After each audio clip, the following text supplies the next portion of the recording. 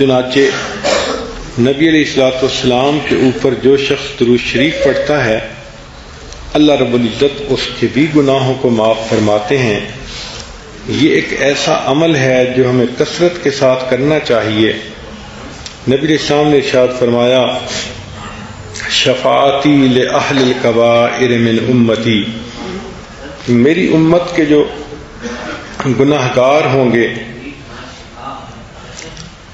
تو ان کبیرہ گناہوں کے جو مرتکب ہوں گے ان کے لیے میں قیامت کے دن شفاعت کروں گا۔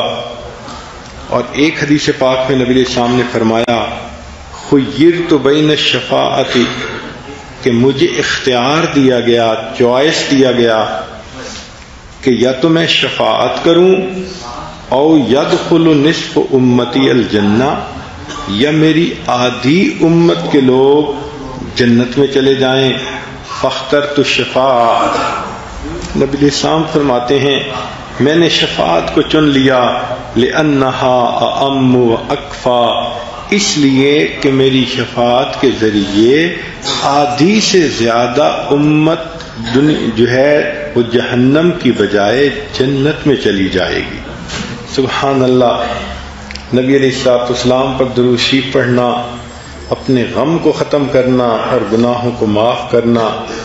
چنانچہ حدیث پاک میں ہے ایک صحابی نبی علیہ السلام کی خدمت میں حاضر ہوئے، اے اللہ کے نبی صلی اللہ علیہ وسلم میں آپ پر تیسرا حصہ وقت کا درود شریف پڑھ لیا کروں؟ فرمایا زیادہ کرو تو بہتر ہے۔ اے اللہ کے نبی صلی اللہ علیہ وسلم میں آدھا وقت درود شریف پڑھ لیا کروں؟ فرمایا زیادہ کرو تو بہتر ہوگا۔ اے اللہ کے نبی صلی اللہ علیہ وسلم میں 3/4 وقت آپ پر درود شریف پڑھ لیا کروں؟ فرمایا تم زیادہ کرو تو بہتر ہوگا۔ اے اللہ کے نبی صلی اللہ علیہ وسلم میں پورا وقت آپ پر درود شریف پڑھا کروں؟ نبی السلام نے فرمایا اذن تکفی ہمک ویغفر لک ذنبک، اگر تو ایسا کرے گا اللہ تیری پریشانیوں کو ختم کر دیں گے اور اللہ تیرے سب گناہوں کو معاف کر دیں گے۔ سبحان اللہ۔ جتنا وقت ملے درود شریف پڑھتے رہیں تو دیکھو پریشانیاں ختم اور گناہ جو ہے وہ معاف ہو جاتے ہیں۔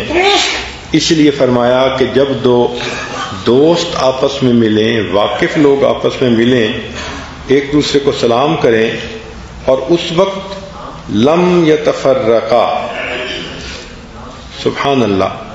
حدیث پاک ہے، انس رضی اللہ عنہ کی روایت ہے کہ نبی علیہ السلام نے فرمایا ما من عبدین متحابین یستقبل احدہما صاحبہ ویصلیان علی النبی صلی اللہ علیہ وسلم، کہ دو محبت رکھنے والے لوگ جب ایک دوسرے کے سامنے آتے ہیں اور ایک دوسرے کو سلام کرتے ہیں اور پھر وہ نبی علیہ السلام پر درود شریف پڑھیں، لم یتفرقا، وہ جدا نہیں ہوں گے، حتی یغفر لہما ذنوبہما ما تقدم منہما وما تأخر، حتی کہ اللہ تعالی ان کے اگلے اور پچھلے سب گناہوں کو معاف فرما دیں گے۔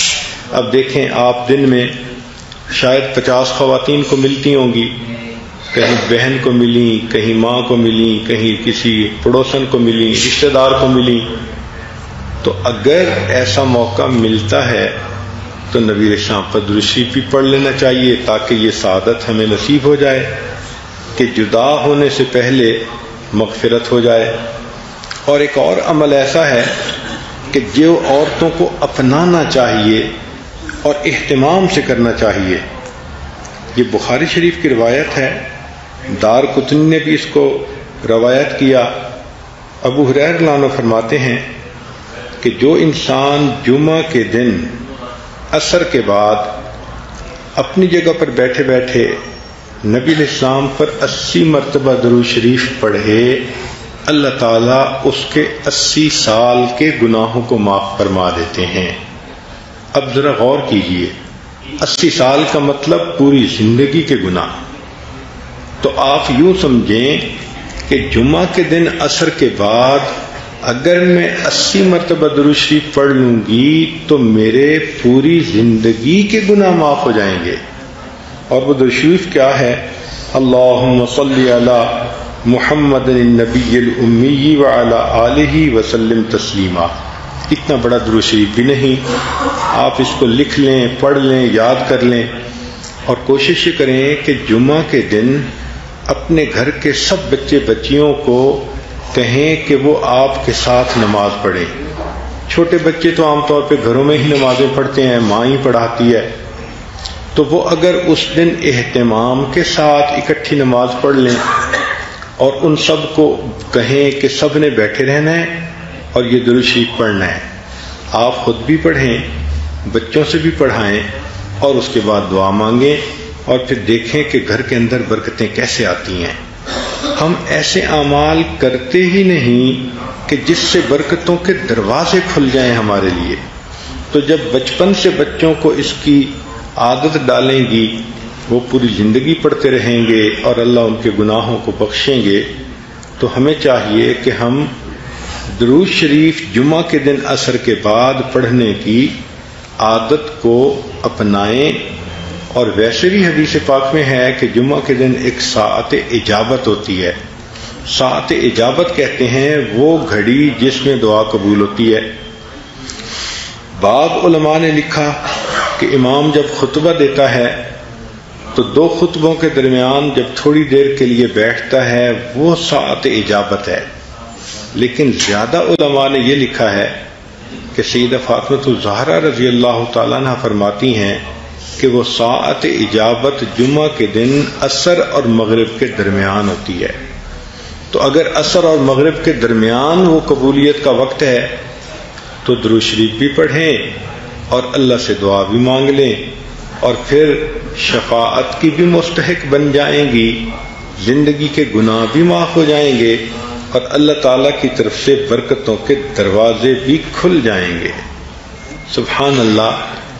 یہاں تک کہ اگر کوئی آدمی کتاب میں نبی علیہ الصلوۃ والسلام کا نام نامی اسم گرامی لکھے، اور اگر وہ ساتھ صلی اللہ علیہ وسلم کتاب میں لکھے، تو حدیث پہ پاک میں آتا ہے من صلی علیہ فی کتاب لم تزل الملائکۃ تستغفر له ما دام اسمی فی ذلک الکتاب، کہ جب تک میرا نام اس کتاب میں رہے گا اس وقت تک فرشتے اس بندے کی مغفرت کی دعا کرتے رہیں گے. سبحان اللہ سبحان اللہ. سیدنا صدیق اکبر عنہ فرمایا کرتے تھے کہ ٹھنڈا پانی آگ کو اتنا جلدی نہیں بجھاتا جتنا جلدی درود شریف انسان کے گناہوں کی آگ کو بجھا دیتا ہے. سبحان اللہ. وقت ہوتا ہے عورتوں کے پاس ادھر ادھر کے کاموں میں مشغول رہنے کی بجائے یا ایک دوسرے سے تبادلہ خیال کرنے کی بجائے، گپیں مارنے کی بجائے، حالات حاضرہ سننے کی بجائے اگر عادت پڑ جائے کہ یہ اعمال میں نے کرنے ہیں، دعائیں مانگنی ہیں، مسنون دعائیں پڑھنی ہیں، درود شریف پڑھنا ہے، تو سبحان اللہ جنت میں جانے کا راستہ کھلا ہوگا.